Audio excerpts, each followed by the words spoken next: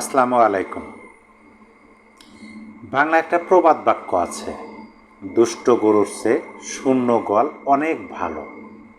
যে গরু দুষ্ট, মানে মূল বিষয়টা হলো কি, যে গলঘর হলো গরু থাকার ঘর। এখন সেই ঘর যদি দুষ্ট গরু দিয়ে ভরে ফেলা হয়, ঘরই থাকবে না।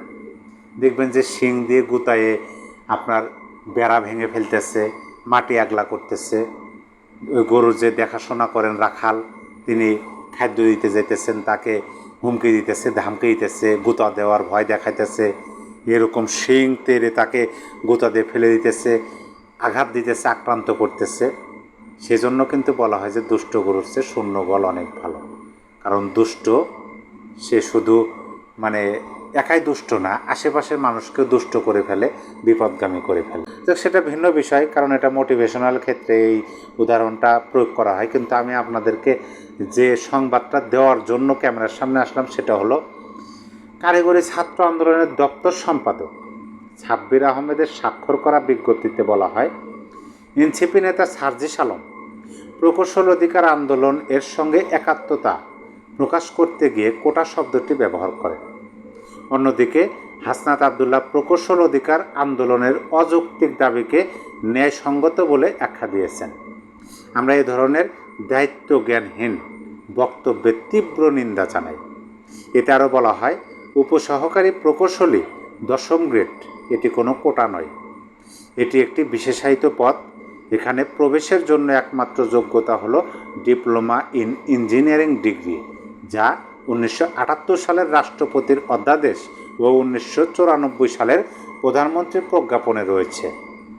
হাসনাত ও সার্জিসকে ক্ষমা চাইতে সময় বেঁধে দিয়ে কারিগরি ছাত্র আন্দোলনের নেতারা উল্লেখ করেন, আমরা স্পষ্টভাবে জানাতে চাই, আগামী কয়েক ঘন্টার মধ্যে যদি প্রকাশ্যে ক্ষমা না চান, দেশের সব সরকারি, বেসরকারি, পলিটেকনিক শিক্ষার্থী ও টিএসসি শিক্ষার্থী এবং ডিপ্লোমা প্রকৌশলী সহ তাদের পরিবার সম্পূর্ণরূপে এনসিপিকে বর্জন করবে।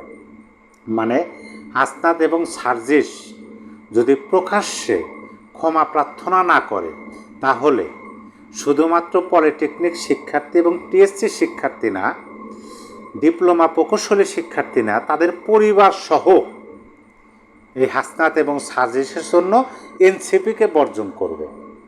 আমরা কিন্তু জানি যে এনসিপি হলো ছাত্রদের সংগঠন, জেনজিদের সংগঠন। এখন সেই জেনজিরা বলতেছে, বিশাল একটা হিউজ সংখ্যা, প্রায় 12 থেকে 15 লক্ষ শিক্ষার্থী বলতেছে, শুধু আমরা নাই, এর সাথে আরও আপনি যোগ করবেন টিএসসি এবং ডিপ্লোমা প্রকৌশলী, প্রায় 20 লক্ষ। তারা বলতেছে না, আমাদের পরিবার সহ, আত্মীয় স্বজন সহ তোমাদের রাজনৈতিক দলটাকে আমরা বর্জন করব যদি প্রকাশ্যে ক্ষমা না চাও। বিস্তারিত আলোচনা করব। তার আগে হাসনাত এবং সার্জিস কি এমন বক্তব্য দিলেন যে পলিটেকনিক শিক্ষার্থীরা এরকম হুঙ্কার দিয়ে প্রকাশ্যে আলটিমেটাম দিলেন ক্ষমা চাওয়ার জন্য এনসিপির ওই দুই নেতাকে। হাসনাত আবদুল্লাহ তিনি তার ফেসবুকে পোস্ট দিয়েছিলেন, মন্তব্য করছিলেন, বুয়েটের শিক্ষার্থীদের উপর পুলিশের আজকের হামলার তীব্র নিন্দা জানায়। শিক্ষার্থীদের ন্যায্য প্রতিবাদের বিরুদ্ধে বল প্রয়োগের কোনো যুক্তি নেই।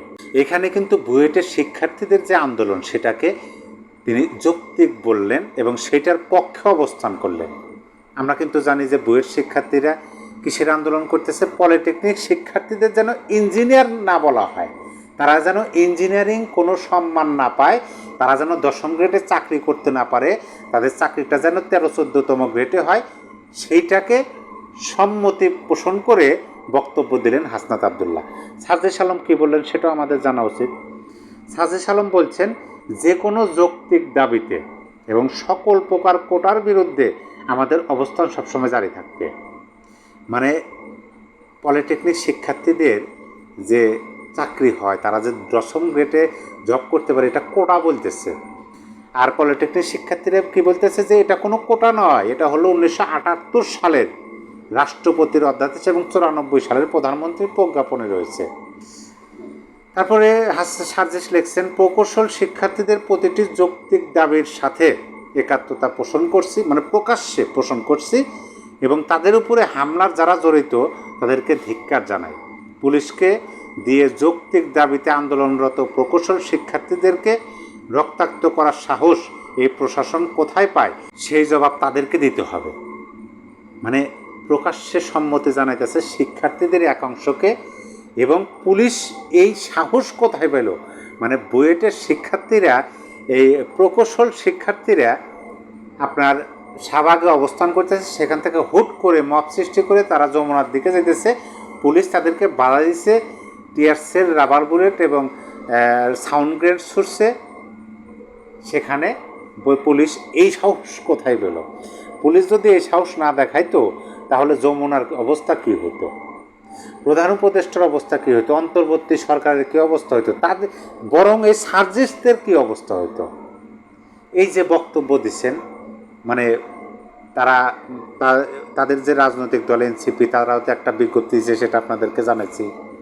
এখন এরা প্রকাশ্যে পক্ষ অবস্থান নিতেছে এবং পক্ষ অবস্থানে এক পক্ষে চলে যেতেছে, অপর পক্ষে হিউজ একটা সংখ্যা 20-25 লক্ষ শিক্ষার্থীদের বিপক্ষে চলে গেল। আমি যে প্রথমে গল্পটা দিলাম যে দুষ্ট গরুর চেয়ে শূন্য গলা অনেক ভালো, আপনি একটু মিলান সেই গল্পের সাথে। এখন এই দুই নেতার জন্য পুরা এনসিপিকে বর্জন করবে এবং অলরেডি বর্জন করছে তারা। সেজন্যই বাংলায় কিন্তু আর একটা কথা আছে, যদিও শুনতে একটু খারাপ শোনা যায়, যে অল্প বয়সে পাকিলে ড্যাশ, দুঃখ থাকে চিরকাল। এই কথাটা আসলে সত্য কথা। এই যে হাসনাত, সার্জিস, তারা তো একক কোনো ব্যক্তি না, তারা কিন্তু এখন একটা রাজনৈতিক দলের বড় নেতা, তাদের কথার কিন্তু মূল্য আছে। এখন তারা প্রকাশ্যে শিক্ষার্থী দুইটা গ্রুপ, বুয়েট এবং পলিটেকনিক, তারা দুইটা গ্রুপ আন্দোলন করতেছে মুখোমুখি। কারণ পলিটেকনিকদের ইঞ্জিনিয়ার হিসেবে তারা সম্মতি দেবেন না, সম্মাননা দিতে রাজি নয়, তাদের কাছ থেকে ইঞ্জিনিয়ার শব্দটাই তুলে নিতে চায়। অথচ এই পলিটেকনিকের শিক্ষার্থীরা যখন পরীক্ষা দেন, প্রশ্নপত্রের উপরে থাকে ডিপ্লোমা ইন ইঞ্জিনিয়ারিং, সার্টিফিকেটের উপরে লেখা থাকে ডিপ্লোমা ইন ইঞ্জিনিয়ারিং, অথচ এই ডিপ্লোমাদের ইঞ্জিনিয়ার হিসেবে স্বীকৃতি দিতে সরকারকে বাধ্য করতেছে বুয়েট। আমি পক্ষে বলতেছি না, মানে এইরকমই তো দাবি। আর সেই দাবির পরিপ্রেক্ষিতে বর্তমানে ক্ষমতায় থাকাই বলা যায়, এনসিপি ক্ষমতাই আছে, কারণ এনসিপি যেটা বলে সরকার সেটাই করে। এরকম একটা অবস্থানে থেকে রাজনৈতিক দলের নেতা হয়ে তারা পক্ষ অবস্থান নিয়ে বিবৃতি দেয়, তারা পক্ষ অবস্থান নিয়ে বক্তব্য দেয়। অপরদিকে কি হয়? ওই যে প্রথম ওই যে আমি যে বললাম সেই গল্পের সাথে একটু মিলান তো, দুষ্ট গরুর চেয়ে শূন্য গল অনেক ভালো।